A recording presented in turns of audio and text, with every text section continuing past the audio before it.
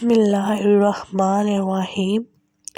رمضان المبارک کے اس پاک مہینے میں آپ کو ایک ایسا عمل بتائیں گے جو آپ کی زندگی بدل دے گا، اور یہ عمل آزمایا ہوا ہے۔ اس سے اللہ پاک کی اتنی رحمت ہوتی ہے کہ آپ کے گھر میں کبھی رزق کی کمی نہیں ہوگی۔